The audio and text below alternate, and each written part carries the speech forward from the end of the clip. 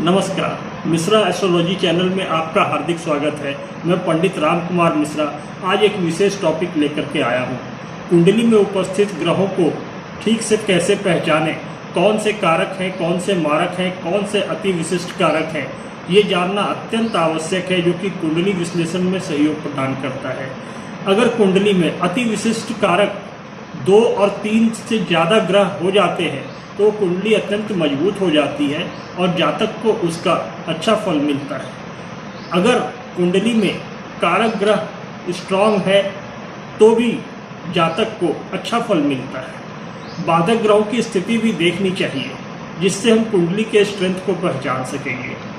तो इसको शुरू करें। इससे पहले मैं आपसे अनुरोध करना चाहता हूँ कि अगर आपने हमारे चैनल को सब्सक्राइब नहीं किया है तो कृपया इसे सब्सक्राइब कर लें, अपने दोस्तों के साथ शेयर भी अवश्य करें और अपने प्रश्नों को आप कमेंट के माध्यम से पूछ सकते हैं। तो आइए हम लोग एक सामान्य से चार्ट से इसको देखेंगे कि कहाँ पर ये कारक है, कहाँ पर मारक है ग्रह, उसको पहचानेंगे। तो आइए।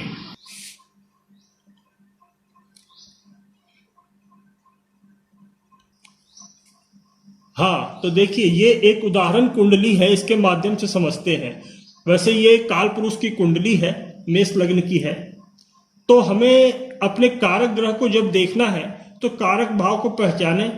ये त्रिकोण का भाव जो है कारक है, तो 1 नंबर, 5 नंबर और 9 नंबर, ये 3 जगह पर जो राशियां बनी हुई है उसकी राशिपति को पहचाने।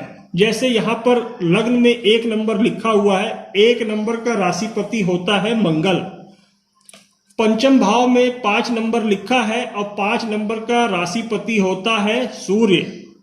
और ये नवम भाव में 9 नंबर लिखा हुआ है। आपकी कुंडली में कोई और नंबर भी हो सकता है। मैंने पिछले एपिसोड में आपको बताया था कि कौन से नंबर की राशि का राशि स्वामी कौन सा है, उसको जाकर के प्लेलिस्ट में देख लीजिएगा कृपया।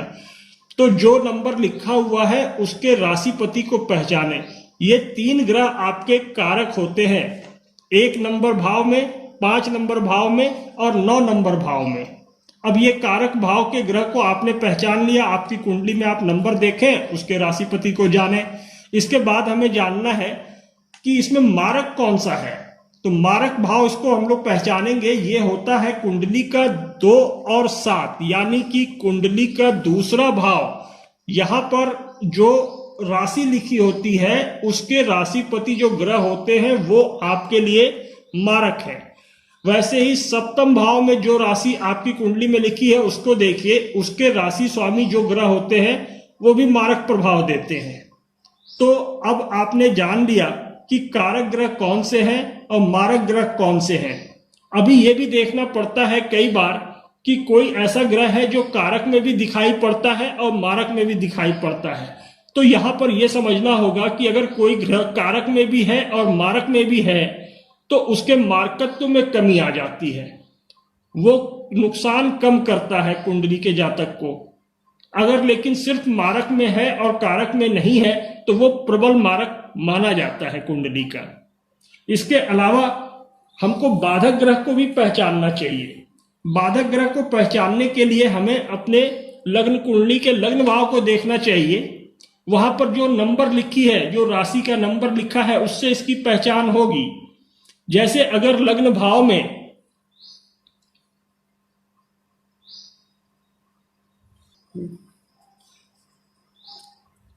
हाँ, तो देखिए लग्न भाव में कौन सी राशि लिखी है। अगर वहां पर 1 नंबर, 4 नंबर, 7 नंबर, 10 नंबर, इनमें से कोई राशि लिखी है तो उसको चर राशि कहेंगे। चर राशि होगा तो कुंडली का 11वां भाव जो होगा वो बाधक होगा। अगर यहां पर 1 नंबर, 4 नंबर, 7 नंबर, 10 नंबर में से कोई नंबर लिखा है तो उसका 11वां नंबर, 11वां घर जो होगा उसमें लिखी हुई राशि और उसका राशिपति बाधक होगा। और वैसे ही जब यहां पर स्थिर स्वभाव की राशियां 2, 5, 8, 9, इनमें से कोई अंक लिखा होगा तो जो नौवां भाव जो होगा वहां पर जो राशि लिखी होगी उसका राशि स्वामी बाधक हो जाएगा। तो आप अपनी कुंडली में देखिए कि आपके लग्न भाव पे कौन सा अंक लिखा है। एक द्विस्वभाव भी है जिसमें कि 3, 6, 9, 12, अगर लग्न में 3, 6, 9, 12 इनमें से कोई राशि लिखी है तो ऐसे कुंडली का जो 7वां भाव जो होता है, ये भाव, वो भाव में जो राशि लिखी होगी उसका राशिपति कुंडली के लिए बाधक होगा। हाँ, कुंडली में अशुभ ग्रह होते हैं, जो उसको कैसे पहचानना है तो उसके लिए हम देखेंगे कि कुंडली के दूसरे, तीसरे, छठे, 7वें, 8वें, 11वें और 12वें भाव में किसी 2 भाव का स्वामी कोई एक ग्रह बनता है, जैसे गुरु है, शुक्र है या फिर शनि है, कोई भी ऐसा ग्रह जो 2 भावों का स्वामी है उसको हम लोग अशुभ मानेंगे, वो हमारी कुंडली के लिए अशुभ होता है। तो आप अपनी कुंडली में इस चीज को देखिए कि आपके दूसरे, तीसरे, छठे, 7वें, 8वें, 11वें, 12वें भाव में क्या राशि लिखी हुई है और इनमें से कौन सी ऐसी राशि है जिसका राशि स्वामी एक है 2 भावों का, दोनों भावों का एक ही है राशि स्वामी, उसको पहचानिए, वो आपकी कुंडली का अशुभ ग्रह होता है। तो इस तरह से आप अपनी कुंडली का अशुभ ग्रह को भी जान सकते हैं, कारक को भी जान सकते हैं, मारक को, बाधक को, सभी ग्रह को पहचान सकते हैं। अगर कुंडली में कारक ग्रह ऐसा है कि 1, 5 और 9 इन 3 भावों के ग्रह जो है कारक होते हैं। अब ये 1, 5 और 9 इनके राशि स्वामी जो ग्रह हैं, अगर युति में हो किसी भाव में जाकर के तो ये अत्यंत श्रेष्ठ प्रभाव उत्पन्न करते हैं। अगर दोनों के बीच में दृष्टि संबंध बनता है तो ये भी जातक को अच्छा फल देता है। तो आपको कुंडली में ये भी देखना है कि क्या आपके कारक भावों के 2 ग्रह की आपस में युति हो रही है या कोई उसमें दृष्टि संबंध तो नहीं बन रहा है। अगर ऐसा होता है तो ये कुंडली धारक के लिए अत्यंत शुभ होता है। हाँ, तो हमें अब ये जानना है कि कुंडली में कौन सा अति विशिष्ट कारक भाव में कौन सा ग्रह बैठा है। इसको हम लोग कैसे पहचानेंगे, इसके लिए हमें जानना पड़ेगा कि किस भाव में कौन सा ग्रह अति विशिष्ट कारक होता है। तो हम फिर अपनी कुंडली में उसका मिलान करेंगे। तो आइए हम आपको बताते हैं कि किस भाव में कौन सा ग्रह अति विशिष्ट कारक बनता है। तो देखिए, ये लग्न भाव है। लग्न में अगर चंद्र है तो ये भाव, लग्न भाव चंद्र के लिए अति विशिष्ट कारक है। अब ये दूसरे भाव में अगर केतु है, दूसरे और आठवें भाव में केतु अति विशिष्ट कारक बनता है। इसके अलावा 3 और 6 यानी कि 3 और 6 इन 2 भावों में राहु और शनि, ये 2 ग्रह हैं जो इन दोनों भावों में अति विशिष्ट कारक होते हैं। और 4, 7 और 12 यानी कि 4, 7 और 12 इन 3 भावों में शुक्र जो है अति विशिष्ट कारक हो जाते हैं। अब आप देखिए 5 और 9, ये 5 और ये 9, ये 2 भाव में गुरु होते हैं अति विशिष्ट कारक। और दसम भाव में मंगल और राहु, ये अति विशिष्ट कारक होते हैं। और 11वें भाव में सूर्य और बुध, ये अति विशिष्ट कारक होते हैं। तो अति विशिष्ट कारक इन भावों में ये ग्रह क्यों होते हैं, इनका अपना अपना ग्रह का तासीर होता है। देखिए, जैसे कि चंद्र लग्न में अति विशिष्ट कारक होता है, तो चंद्रमा एक शीतलता प्रदान करने वाला ग्रह होता है, जो व्यक्तित्व में शीतलता प्रदान करता है, जिसके कारण वो मृदुभाषी व्यक्ति होता है और समाज में अपने अच्छे व्यवहार के लिए सम्मानित रहता है। इसलिए चंद्रमा जो है लग्न भाव में अति विशिष्ट कारक हो जाता है। और दूसरे और 8वें में केतु को हम अति विशिष्ट कारक इसलिए कह रहे हैं कि ये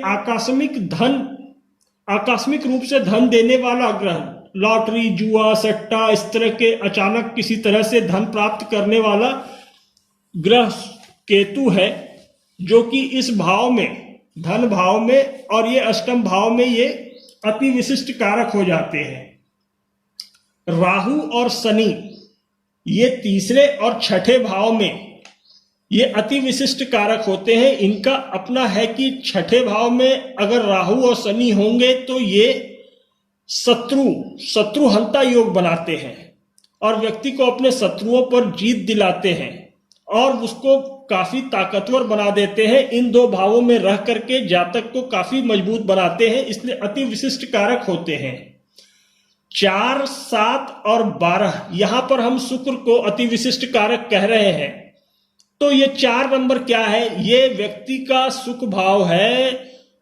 गाड़ी, बंगला, जमीन जायदाद वगैरह सब यहां से देखते हैं। सप्तम भाव से उसके विवाह की स्थिति को देखते हैं और 12 उसके व्यय का है। शुक्र यहाँ पर हर जगह कारक होते हैं। ये जो लग्जरी के सामान है, गाड़ी, बंगला वगैरह, ये शुक्र के चीज है। ये आपको चौथे भाव में अगर शुक्र हो तो वो भारी मात्रा में दिलाते हैं।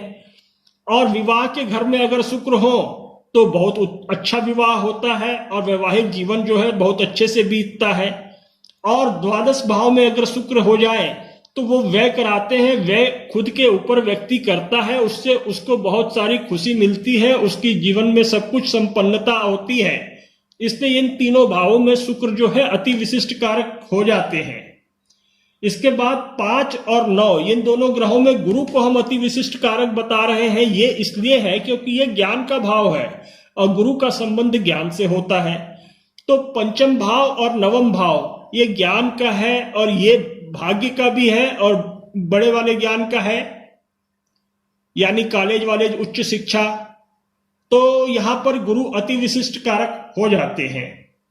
10 नंबर पे मंगल और राहु, ये कर्म का भाव है।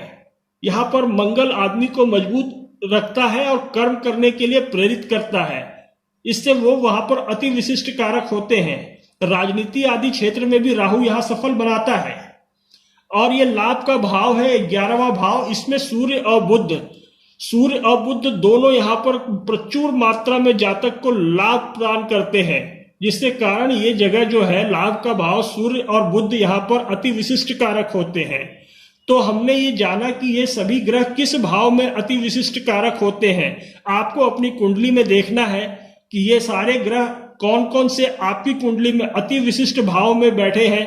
अगर 2 से 3, 4 जितने भी हो अति विशिष्ट कारक भाव में बैठे अगर आपके ये ग्रह होंगे तो वो कुंडली को मजबूती प्रदान करेंगे और उसका आपके जीवन पर सकारात्मक प्रभाव दिखाई पड़ेगा। हाँ, तो आज आपने जाना कि कुंडली में कौन से ग्रह कारक हैं और कौन से मारक हैं, इसको कैसे पहचाने, अति विशिष्ट कारक को कैसे पहचाने। इसके साथ ही हम आपसे अनुरोध करना चाहते हैं कि अगर हमारे चैनल को सब्सक्राइब नहीं किया है तो कृपया इसे सब्सक्राइब कर लें और अपने दोस्तों के साथ शेयर अवश्य करें। आज स्वतंत्रता दिवस की 75वीं सालगिरह है, इसके लिए भी हम आप सभी को बधाई देते हैं। आप देखते रहें हमारे चैनल को। नमस्कार।